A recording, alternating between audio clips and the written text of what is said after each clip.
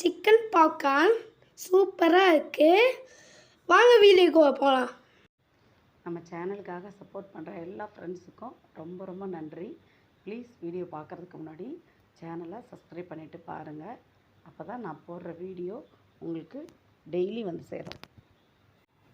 Chicken popcorn நல்ல கடையில் உள்ள மாதிரி நல்லா மொறு மொறுன்னு நல்ல காரமாக நல்லா கிறிஸ்பியாக எப்படி செய்யலான்னு வாங்க பார்க்கலாம்.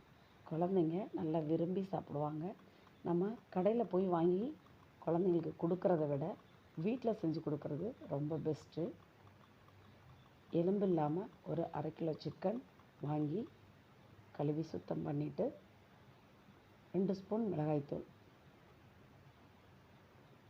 இதோட இஞ்சி பூண்டு விழுது, கொஞ்சம் வினிகர், 2 ஸ்பூன் வினிகர், 2 ஸ்பூன் பால் கொஞ்சம் எவ்வளோ சிக்கன் வாங்குகிறோமோ அதுக்கேற்ற மாதிரி பால் ஊற்றிக்கோங்க. ரொம்ப ஊற்ற வேணாம், 2 ஸ்பூன் ஊற்றினா போதும். எல்லா மசாலாவை நல்லா மிக்ஸ் பண்ணிக்கலாம். பால் எதுக்கு ஊற்றுறோம் அப்படின்னா சிக்கன் வந்து நல்லா சாஃப்டாகிடும். நல்லா நீங்கள் சாப்பிட்றப்ப நல்லா சாஃப்டாகிடும். உங்களுக்கு சாப்பிட்றப்ப நல்ல டேஸ்ட்டாகவும் நல்லா மொறுமொறுன்னு இருக்கும். அதுக்கு தான் நம்ம பால் மிக்ஸ் பண்ணுறோம். குழந்தைங்க சாப்பிட்றதுனால பால் மிக்ஸ் பண்ணுறோம். இது நல்ல ஒரு 3 ஹவர்ஸ் 2 ஹவர்ஸ் நல்லா சிக்கன் எந்த அளவுக்கு ஊறுதோ அந்தளவுக்கு சிக்கன் நல்லா டேஸ்ட்டாக இருக்கும். 1 கப் மைதா, 1/4 கப் பச்சரிசி மாவு, தேவையான அளவு உப்பு, இஞ்சி பூண்டு விழுது, 1 ஸ்பூன் மிளகாய்த்தூள் காரத்துக்கு. நல்லா ஏன்னா நம்ம ஆல்ரெடி சிக்கன் வந்து ஊற வைக்கிறதுல கொஞ்சம் பால் ஊற்றிருக்கோம். அதனால் கொஞ்சம் லைட்டாக இனிப்பு தன்மை இருக்கும். அதனால் இதில் 1 ஸ்பூன் நீங்கள் மிளகாய்த்தூள் சேர்த்துக்கோங்க. அப்போ காரம் வந்து ஈவன் ஆயிரும். நல்லா இதை மிக்ஸ் பண்ணி நம்ம எடுத்து வச்சுக்கலாம். சிக்கன் நல்லா ஊறி ரெடியாக இருக்குது. இப்போது இது மாதிரி ஒவ்வொரு பீஸாக எடுத்து நம்ம ரெடி பண்ணி வச்சுருக்க மைதா, பச்சரிசி மாவு, இதில் நம்ம சிக்கனை பரட்டி எடுத்து எண்ணெயில் போட்டு பொரிச்சு எடுக்க வேண்டியதுதான். ஒவ்வொரு சிக்கனாக இது மாதிரி மைதாவில்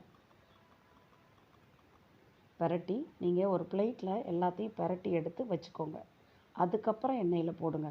ஏன்னா நம்ம இப்போ ஒவ்வொன்றா எடுத்து நீங்கள் எண்ணெயில் பரட்டி போடுறதுக்குள்ளே நம்ம போட்ட சிக்கன் வெந்துடும். அதனால் முதல்ல இதெல்லாம் மைதாவில் பரட்டி சிக்கனை பரட்டி ஒரு பிளேட்டில் வச்சுக்கோங்க. அப்போ டக்குன்னு எல்லாத்தையும் போட்டு நம்ம பொரிச்சு எடுத்துடலாம். அப்படி தான் நான் பண்ணேன்.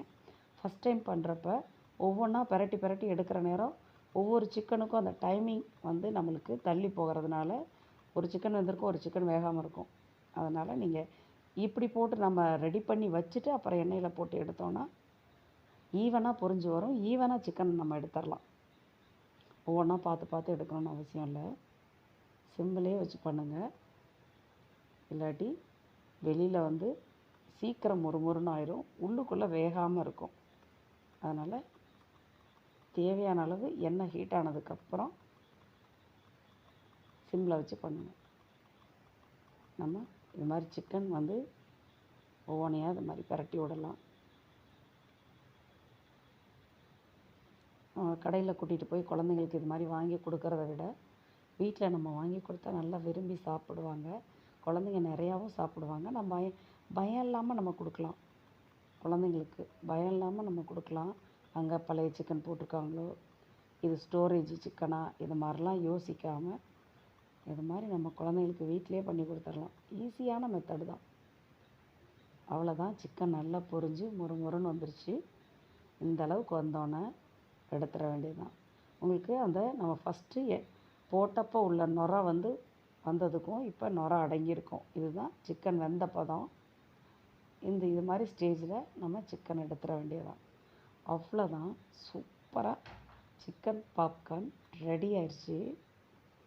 இதை சாஸோடு தொட்டு சாப்பிட்லாம், மைனஸோடு தொட்டு சாப்பிட்லாம். நல்லா டேஸ்ட்டாக சூப்பராக இருக்கும். எவ்வளோ மொறுமொறுன்னு சூப்பராக வந்திருக்கு பாருங்கள். ரொம்ப ஈஸியான மெத்தடு தான்.